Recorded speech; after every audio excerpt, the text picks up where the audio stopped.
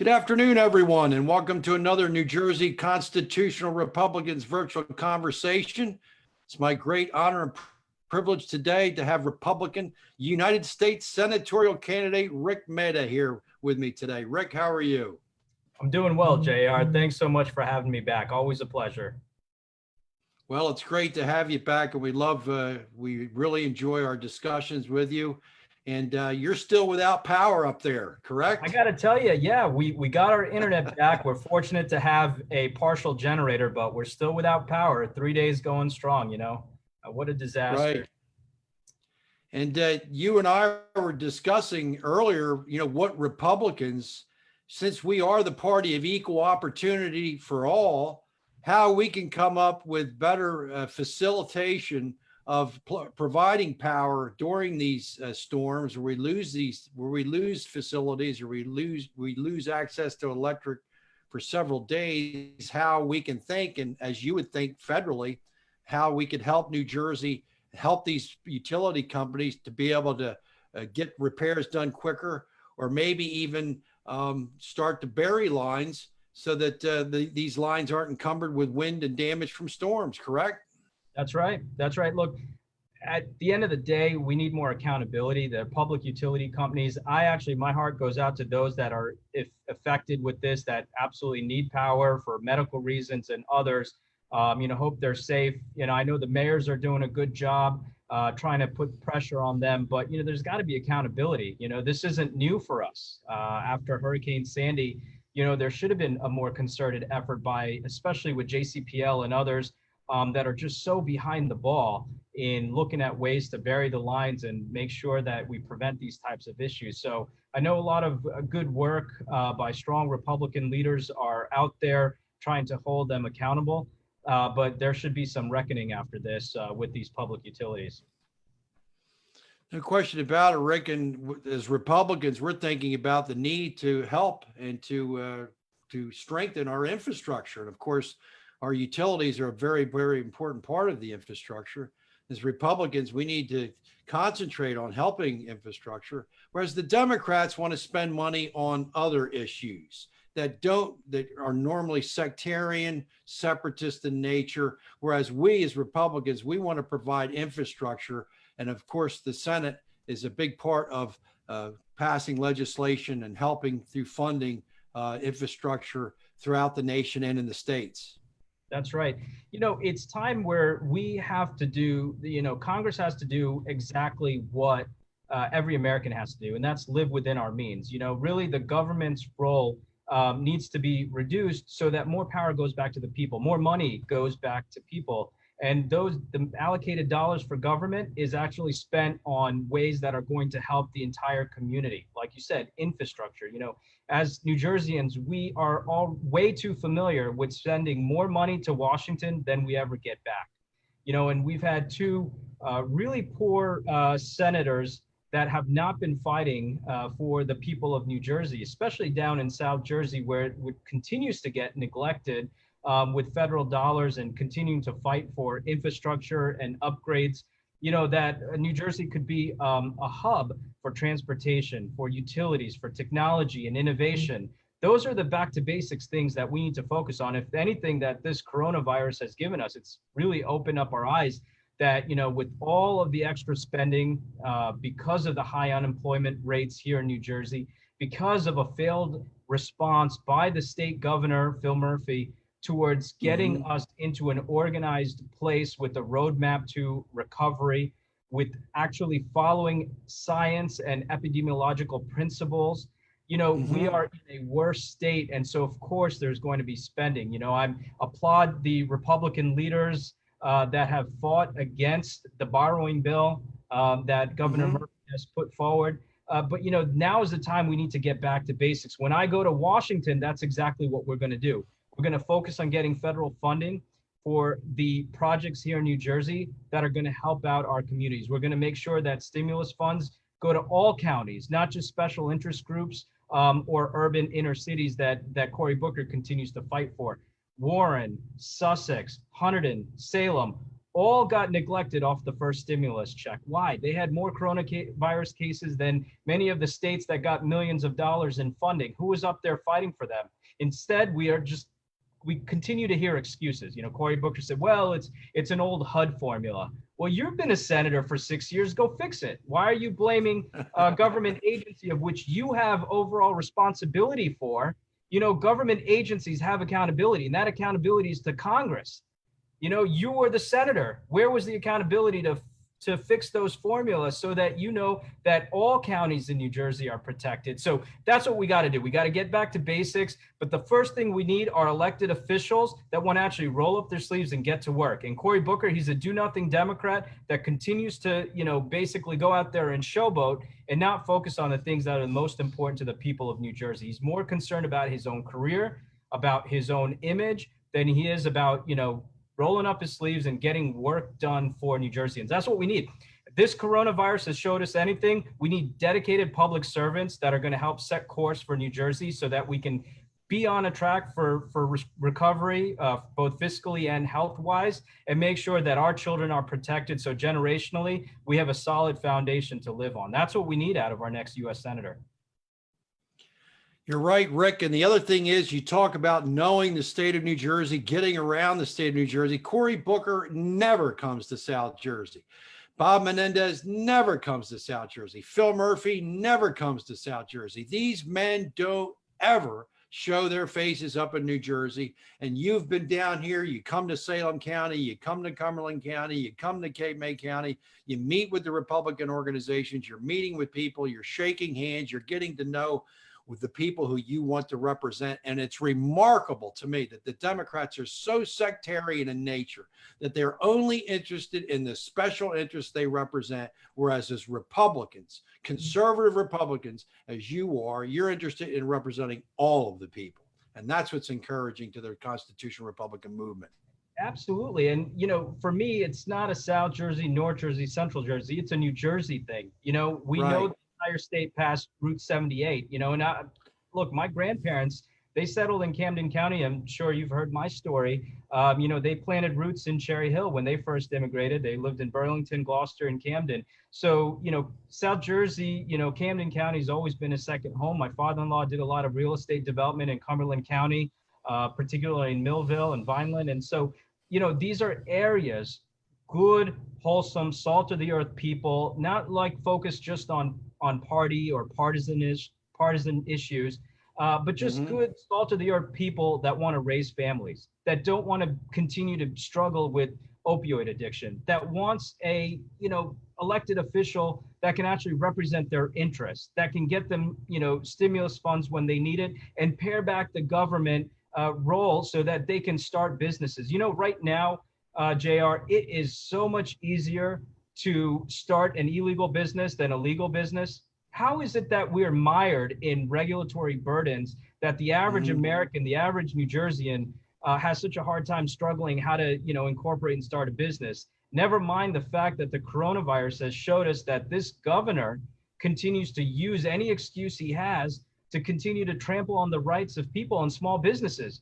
You know, the one thing that every, you know, immigrant, legal immigrant that comes here, like my father-in-law and others, that they can claim a stake to building success in this country is starting a small business. You know, right. When 1/3 of New Jerseyans are immigrants, and many of them are defined by these small businesses, all Phil Murphy has done is marginalized entire pockets of communities that have felt like they've lived the American dream until government said you can no longer do that. And that's what we're fighting for. We're fighting for the American dream. We're fighting for small businesses to be able to get back to work. Whether it's gym owners, been in conversations with the Attila's Gym, restaurant owners like my father-in-law who's been in the restaurant business for 20 years, or many others that are out there that continue to struggle because of these draconian measures that are put in, not couched by science. And, you know, I'm a former public health official. If there's anyone that understands health regulations as someone who teaches it at law school, it's me. And they just have not followed. This has become all about politics. It's become all about politics and not the people that are affected by it. Right. Of course, you and I, Rick, we like to talk about the Constitution a lot. I'd like to talk about the Constitution, the specific words that we read in the Constitution. Article 1, Section 1 of the Constitution says, all legislative power herein granted shall be vested in a Congress of the United States, which shall comprise and consist of a Senate and a House of Representatives. The key word there, Rick, is all legislative power. Now, we see with our state constitution the same language given the state assembly, and yet executive orders, the word executive orders, the moniker and description of executive orders is not found in Article 5 of the New Jersey Constitution. Gives the executive orders, of course, give the governor the power to make law, and this is unconstitutional. And this is why it's so important that we understand that the founders believed that the legislative branch was to be very, very particular and meticulous about creating law, that law needed to be simple, it needed to be understood. Hamilton said in Federalist 75 that the law are the rules for the regulation of society. Madison in Federalist 62 said law is designed to be a rule of action telling us how we should act. Also, we know that laws are important for just prescribing such rules of action to every individual in the state to be conformed by him and his conduct, and how we are going to order ourselves in a civil society. And then Madison talked about laws being designed to tell us how to conduct ourselves, but also places limitations on all the other governmental institutions of government and the officers of government. So here is what the founders defined as law, Rick, and they believe that a good law is something that a citizen can look at and know what it is. Now, with that understanding, how do we explain Obamacare? A good law is something a citizen can look at and know what it is. So how do we reconcile that thought with the Affordable Care Act? Is it anything but affordable? You nailed it, right? Because that's the question. You got 1,000 pages of mumbo jumbo written out there, right? And like I said, I'm a health law professor, and it takes hours just to go through and scrutinize it. And tell you the impact it's had to doctors. Now you're there, you want to practice medicine. This affects how you practice care, right? And we see that right now with the coronavirus. You're supposed to be in the hospital. Are you going to pick up this 1,000-page piece of legislation and be like, oh, okay, that's what I need to do? So the government telling me how to practice medicine, it doesn't work. And people say, well, how do you know it doesn't work? What's the metrics on that? I'll tell you, and it's very simple. Since the passage of Obamacare 10 years ago, the burnout rate of doctors, meaning those that are now unhappy in their job, nurses and doctors, you would think that to have a fully functional quality healthcare system, you would want doctors happy in their jobs, right? Has exponentially increased to over 50%. And this is put out by the agency that does healthcare quality research, ARC. Objective measures to show that doctors and nurses are now burned out of their job, and that metrics has increased exponentially since the passage of Obamacare. The problem is that government interference into the way medicine has practiced has gone beyond exponential proportions. So now doctors aren't free. And look, it's so visceral, right? There's a debate on whether doctors can prescribe hydroxychloroquine. Doctors should be able to use any tool or armamentarium at their disposal to treat patients when you don't have good science to show whether or not it works, right? The FDA's job is to approve whether a drug, vaccine, or whatever is safe and effective. In the time of a public health emergency, you got to let doctors be doctors. And if they're showing that results are happening, let them be doctors, let them practice medicine. So the way that the laws have been written that continue to overreach on the practice of medicine, on the way people live, and then impinging on our constitutional rights, that's got to stop. And I think the coronavirus, if anything, it's opened our eyes about how important it is to preserve the original intent of the Constitution. And there's one more thing I want to mention, JR, as we're talking about this, the 10th Amendment. And I think this is really important because a lot of people And frankly, even on Facebook, I see even attorneys post, and I think, they've gotten this wrong here. The police power, the 10th Amendment reserves the police power to state governors, right? That's why it's so critical that this pandemic is not simply a federal response. When people point their finger at President Trump, they got to first start with how their state's response has been. The police power is reserved to state governments. This is why we have a republic. Okay, that's why this is a United States where each state is supposed to be its own independent agency, but for interstate commerce that bridges the states into a federal republic. And so when you have states that are responsible for governing their own response to the pandemic, the responsibility of that response falls with Phil Murphy. Okay, and that has his own public health officials that are scared, being told, you know what, this is what the governor wants to do. Go find the science to support his decision. That's not how it works. That's not how it works. No. You have a public health response couched in science. And if there's anything we see, again, viscerally, it's been this entire disaster of an election. And I'll tell you, I'm very happy to note that we've won the primary, we've walked out of this, and we're moving forward. But the vote by mail, to impose that on every American, where it hasn't been, on every New Jerseyan that hasn't been couched in science, is an unmitigated disaster. It truly is. And and it's become party politics, not science and medicine. And that's what we need to get back to basics. There's no question about it, Rik, that the primary is easily displayed for all of us, the incompetency of the mail-in system. Now, if we can go to Walmart and stand in line, if we can go to the grocery store and stand in line, why can't we stand in line at the voting booth, at our voting precincts? This is a total contradiction, and we've seen this over and over with Phil Murphy, picking winners and losers, taking broad overall, which I say are unconstitutional executive orders, and applying them to everybody in the state.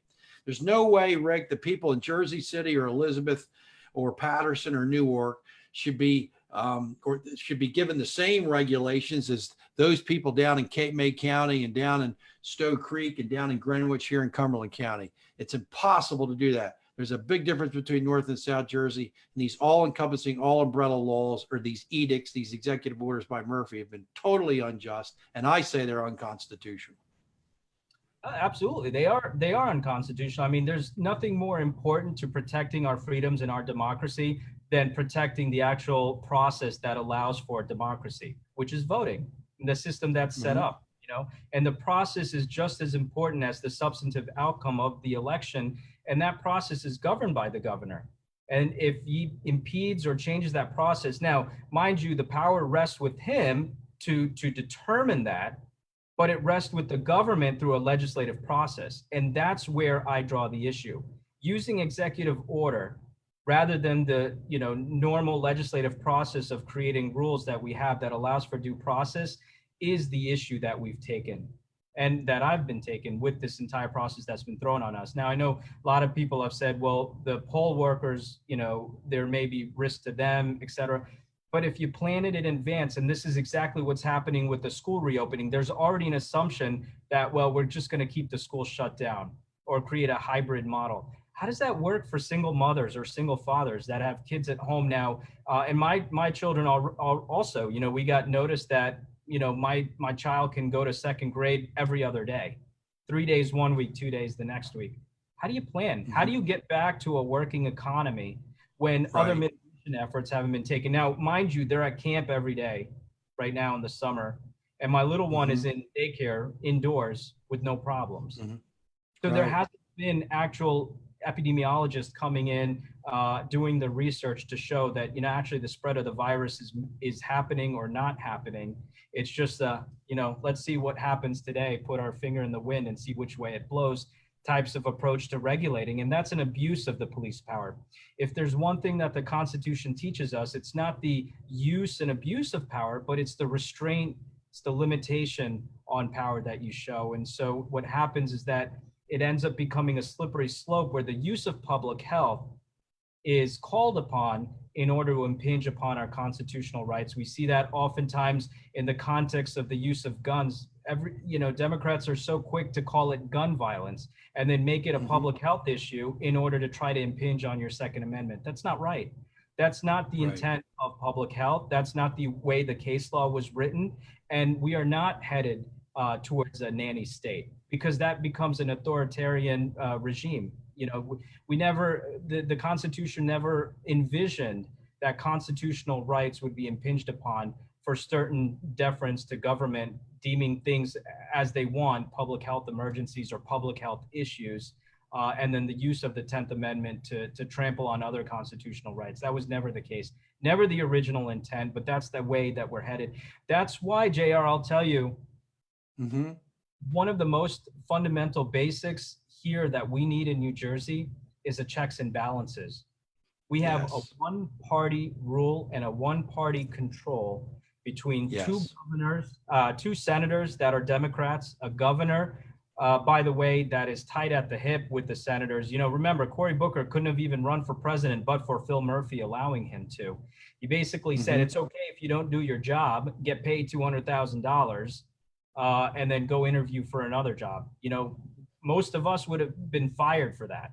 So you have one party rule in New Jersey. It's time for a checks and balances. It's time to get back to where we can start to create a, level the seesaw and get back to a balanced state. That's why in 50 years, we haven't had a Republican US Senator, and that changes this year. That changes so that when I get to Washington, we're going to have that checks and balances that New Jersey so desperately needs. That's right, Rick. And we've seen with this pandemic and with Phil Murphy's handling of the pandemic that something needs to be done legislatively. The Assembly, the Senate need to come together and devise and create law that would restrict the ability of the governor to make these draconian measures and these executive orders, which I say are unconstitutional to begin with. They're not found in our New Jersey Constitution. And the other day we had Ian Smith, who is the owner of the Attila's Gym, and he said that he's been open since, in many respects, they've had 1,500 people come and use the gym, and not one person has contracted COVID. But yet they're threatening to take their license away. They're threatening them with fines, excessive fines, and they're actually also threatening them with incarceration.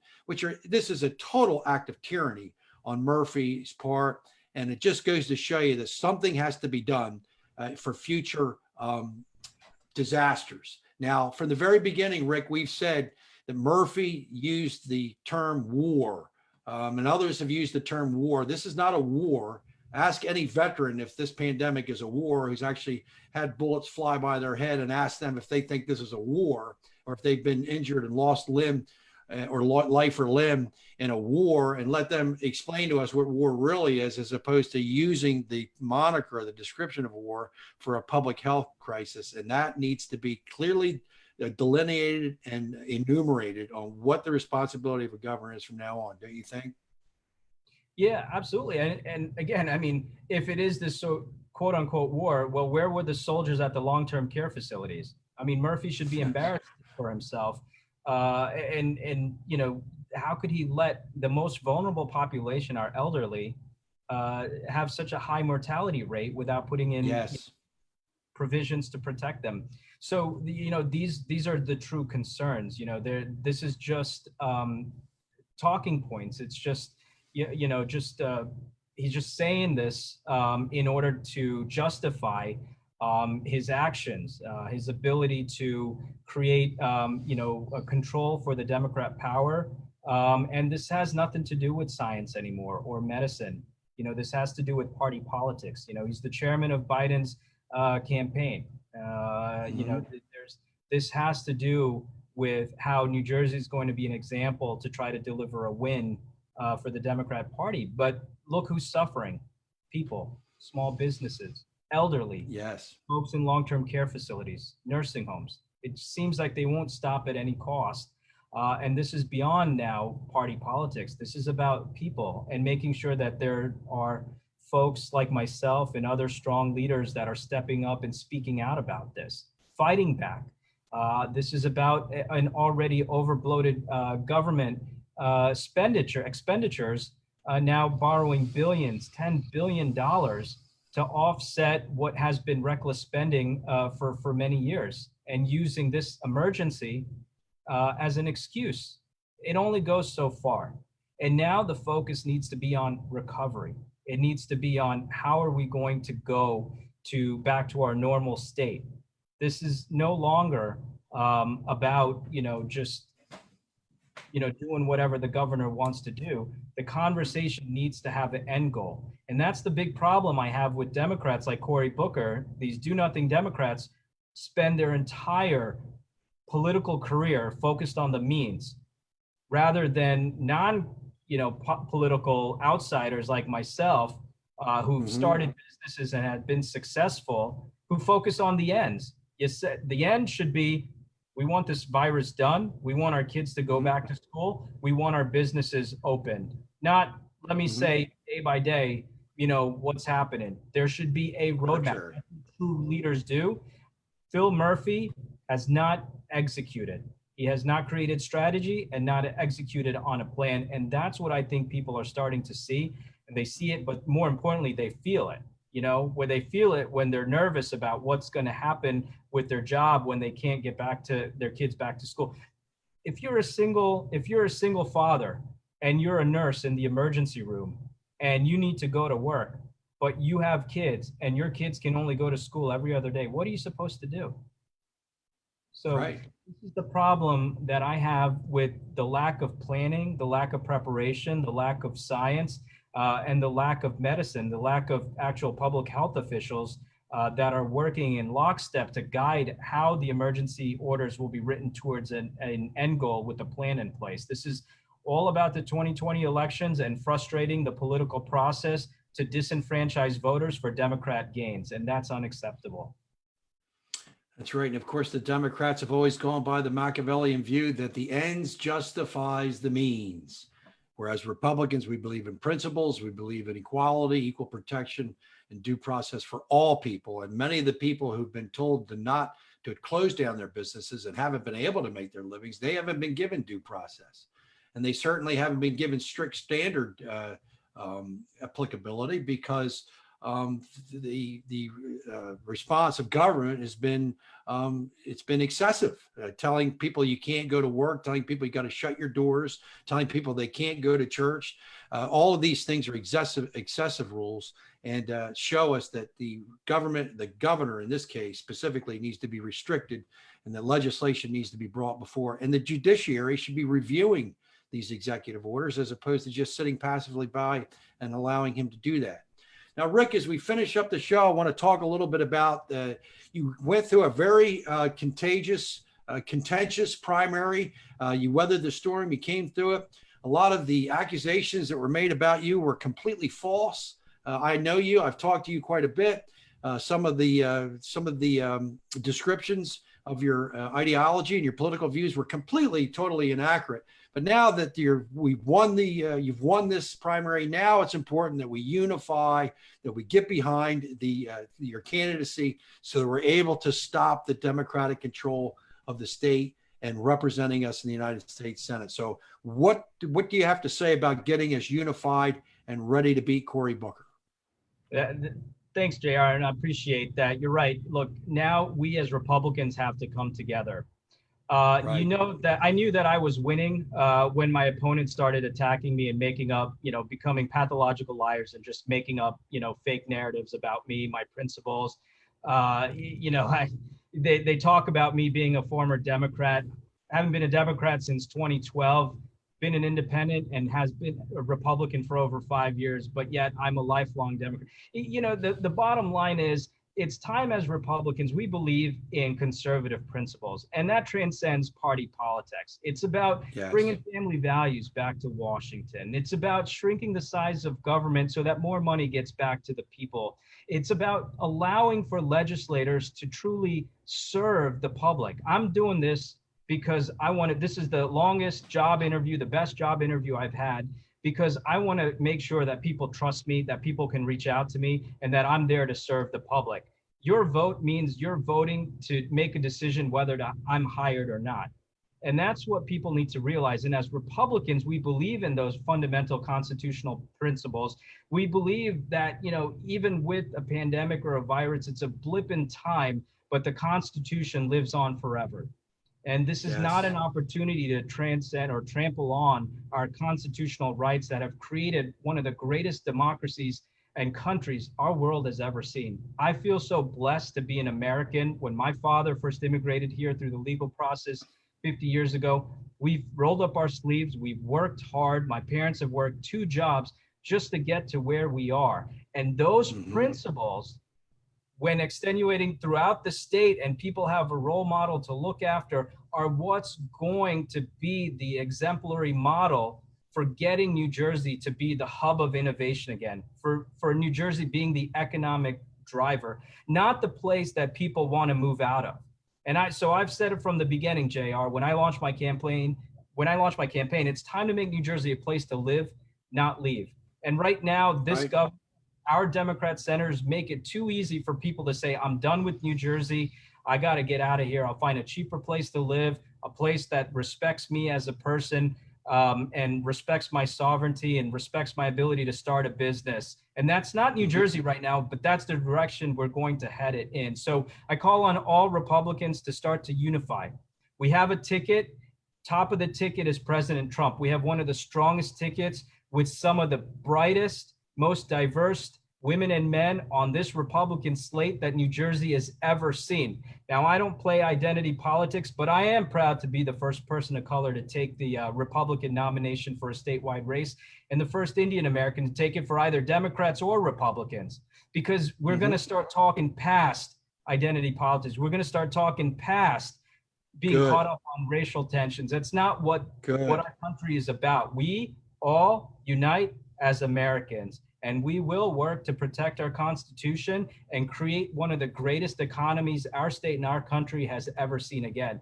That's the opportunity and hope I'm bringing to the table that the entire Republican slate this year in 2020 is bringing to the table.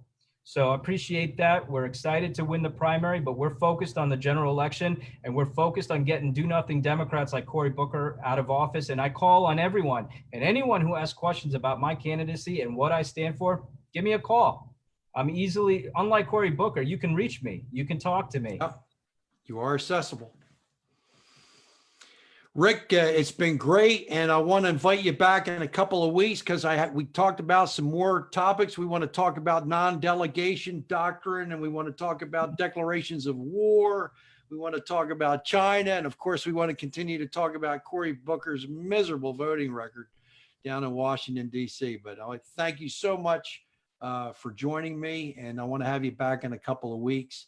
And if there's anything else you'd like to say to the audience before we sign off. Absolutely, Jared. It's always a pleasure. Thanks for having me. For those that want to learn more about me, go to RikForNJ, RIKFORNJ.com. Follow me on Facebook and start to get the updates. I've challenged Cory Booker to a debate.